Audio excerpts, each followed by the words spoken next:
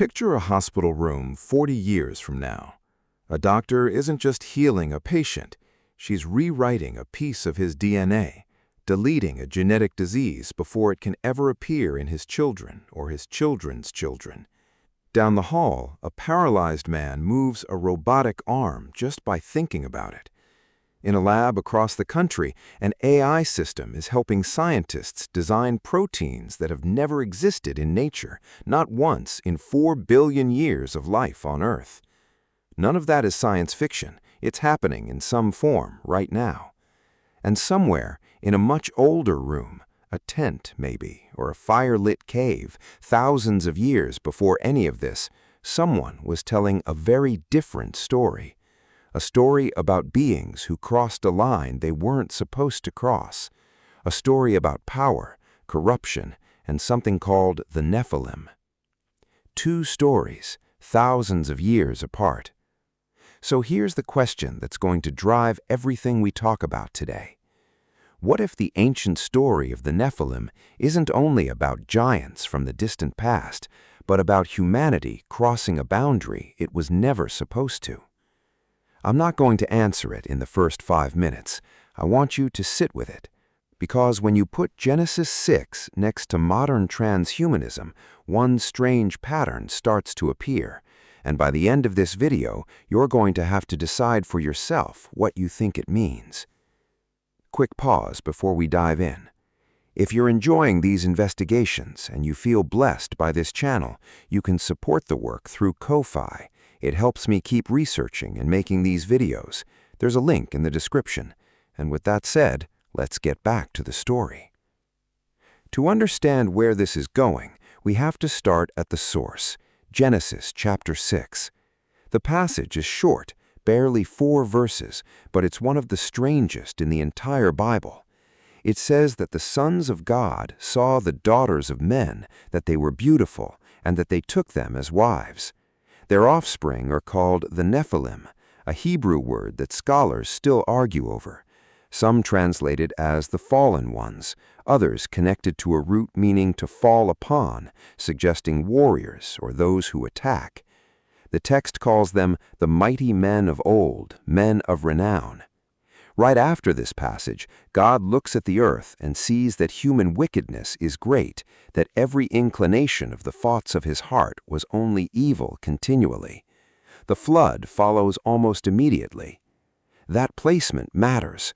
Whatever the Nephilim were, the text links them directly to a world so corrupted that God chooses to start over. Now, who exactly were the sons of God? There are 3 major interpretive traditions, and honest scholars disagree. The angelic interpretation, sometimes called the Watcher view, holds that sons of God refers to heavenly beings who took human form and had children with human women. This is actually the oldest interpretation on record, and it shows up heavily in early Jewish literature. The Sethite interpretation, which became dominant in later Christian tradition, argues that sons of God means the righteous line of Seth, and daughters of men means the line of Cain. So the sin here is the mixing of a godly lineage with an ungodly one, not literal angels and humans.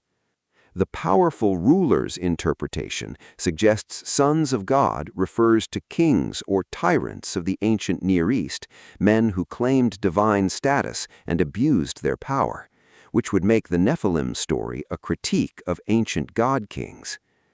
Here's where it gets more interesting. A text called 1 Enoch, written centuries before Christ and enormously influential in Second Temple Judaism, expands the angelic interpretation dramatically. It names the fallen angels watchers, describes them teaching humanity forbidden knowledge, weapon-making, cosmetics, sorcery, astrology, and portrays their offspring as violent giants that devastate the earth. I want to be careful here. 1 Enoch is not scripture in the Jewish or Protestant canon. It's not equal to Genesis, but it matters historically because it shows us how ancient readers understood this story as a tale about beings who crossed a forbidden boundary, gained forbidden power, and unleashed corruption on the world as a result. That theme, crossing a boundary you were never meant to, is about to become very important. Most people who talk about the Nephilim get stuck on one question: how tall were they? That's not actually the most interesting question. The more interesting question is about boundaries. Genesis 6 isn't just a story about giants, it's a story about categories collapsing, heavenly beings mixing with earthly ones, a line that was supposed to separate the divine from the human getting erased. And if you zoom out across Genesis, you start to notice this isn't a one-time theme, it's a pattern. Adam and Eve reach for knowledge that was reserved for God. Cain builds a civilization outside of God's blessing. The Nephilim generation blurs the line between human and divine. Later, at Babel, humanity tries to build a tower to the heavens to make a name for itself. Over and over, Genesis tells stories about humans, or hybrid beings, reaching past the boundary they were given. So let's ask the boundary question in modern terms. What happens when humanity starts crossing the line between human and divine, natural and artificial, created and engineered, biological and technological? That question has a name today. It's called transhumanism. Here's the simple definition. Transhumanism is the idea that technology can be used to enhance human abilities and potentially overcome biological limitations, disease, aging, even death itself. It shows up in a cluster of real, active fields: genetic engineering, brain-computer interfaces, artificial intelligence, human augmentation, life extension research, synthetic biology, advanced prosthetics, and neural implants. None of these fields describe themselves as trying to recreate the Nephilim. That's not the claim of this video, and it's important to be honest about that up front. But here's the question worth sitting with. Where does the Nephilim story actually fit into this conversation? To answer that, we need a second Genesis story, the Tower of Babel in Genesis 11. After the flood, humanity gathers in one place and decides to build a tower with its top in the heavens. Their stated reason is chilling in its simplicity. Let us make a name for ourselves. It's not really a story about architecture. It's a story about a civilization trying to secure its own glory, permanence, and power on its own terms, without reference to God. Now listen to how modern transhumanist thinkers sometimes describe their own project. The philosophy doesn't usually frame itself in religious language, but the underlying question is strikingly similar. Why should biology decide what we can become? That's not a straw man. It's close to the actual founding sentiment of transhumanist philosophy, going back to thinkers in the mid-20th century who argued humanity should take conscious control of its own evolution rather than leaving it to chance. Here's where we need to slow down and make an important distinction, because this is where sensationalist content usually goes wrong. There is a real difference between using technology to heal human suffering, treating disease, restoring mobility, extending a life cut short by illness. Let's leave theology aside for a moment and look at what's actually happening in labs right now. CRISPR and gene editing. CRISPR is a tool that lets scientists cut and edit specific sequences of DNA with remarkable precision. It's already being used to treat genetic blood disorders like sickle cell disease. That's the uncontroversial side, using the technology to correct a broken piece of biology. The controversy starts with embryo editing. In 2018, a Chinese scientist announced he had edited the genes of human embryos before birth, altering a gene related to HIV resistance, an act condemned almost universally by the international scientific community and widely regarded as reckless and unethical. That event triggered a global reckoning about where the line should be drawn between therapy and enhancement, between fixing a disease and engineering a trait. It's also fueled ongoing fears about so-called designer babies, where genetic edits could someday be used to select for intelligence, appearance, or other traits rather than to prevent disease. Brain-computer interfaces. BCIs allow electrical signals from the brain to be read and translated into digital commands. Some of the most promising applications are genuinely humane, helping paralyzed patients move a cursor, control a prosthetic limb, or communicate again after losing the ability to speak. But the same underlying technology raises a much bigger question further down the road. What happens when a brain-computer interface isn't restoring a lost ability, but adding new ones that no human has ever had? AI and human augmentation. Artificial intelligence is already extending human capability, helping us process information faster, make decisions with more data than any human brain could hold, and communicate across language barriers instantly. The question researchers and ethicists are increasingly asking isn't whether AI will make us more capable, it's how deeply AI systems should be woven into human cognition itself. Life extension.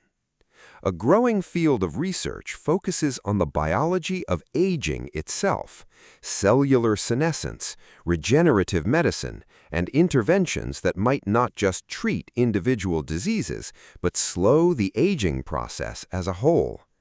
Some researchers in this space talk openly about aging as a disease to be cured, rather than a natural part of life to be accepted.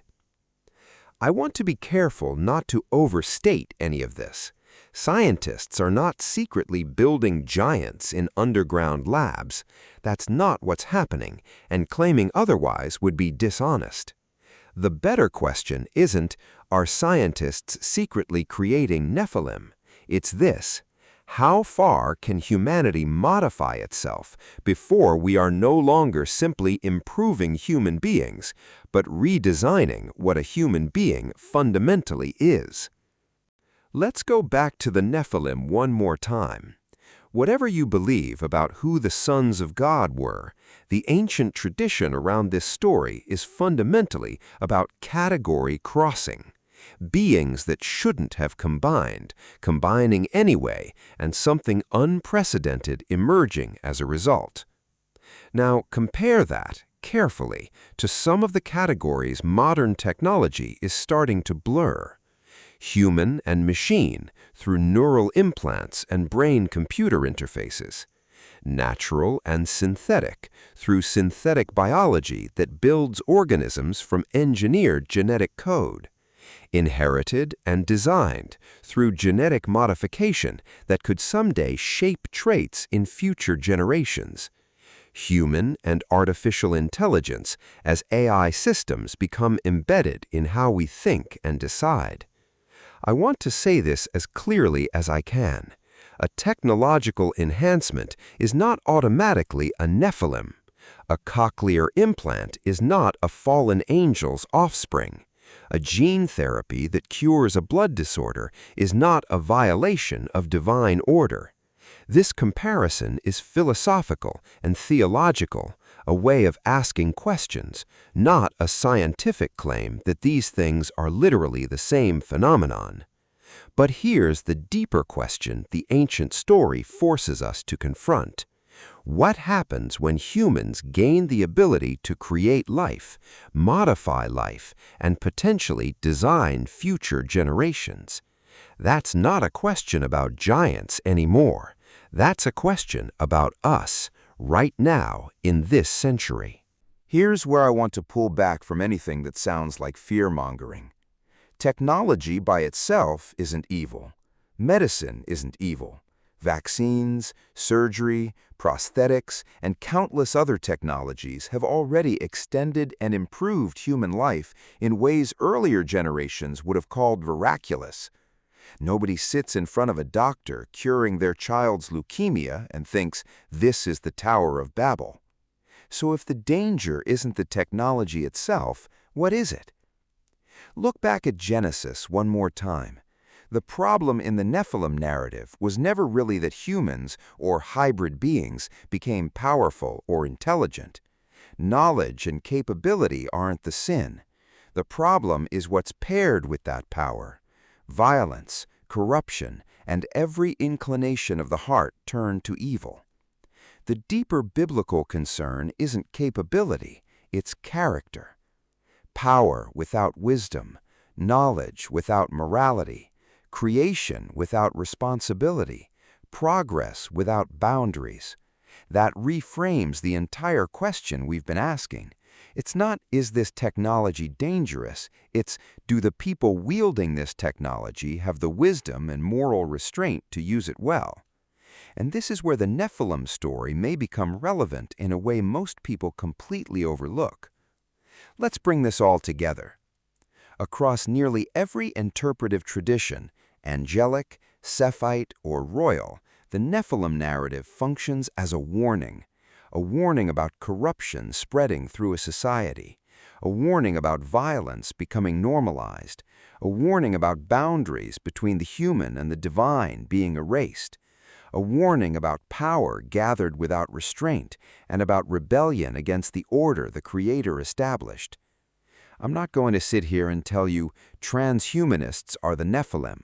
That claim isn't supported by the text, and it isn't fair to the actual scientists and researchers doing this work, many of whom are motivated by a genuine desire to heal suffering.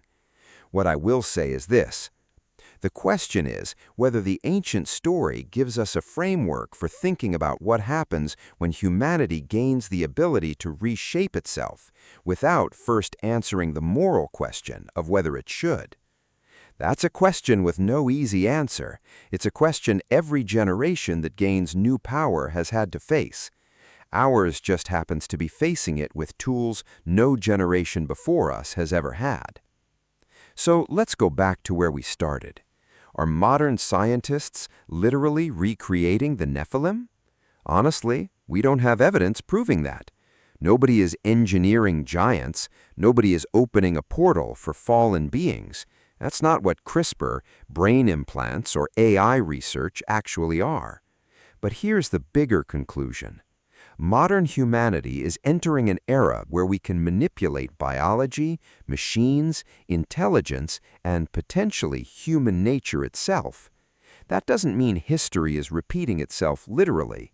It means the same underlying human temptation may be returning in a new form. The temptation to become more than human without first asking who gave humanity its boundaries in the first place. Genesis never argued that humans shouldn't be capable, intelligent, or powerful. We were made, according to that same book, in the image of God, creative, capable, meant to steward the world we were placed in. Maybe the real warning of the Nephilim isn't how big they were. Maybe it's what humanity was willing to become. So I'll leave you with the question I promised at the start of this video. Do you think transhumanism is simply the next stage of human progress, or are we crossing a line? Let me know in the comments.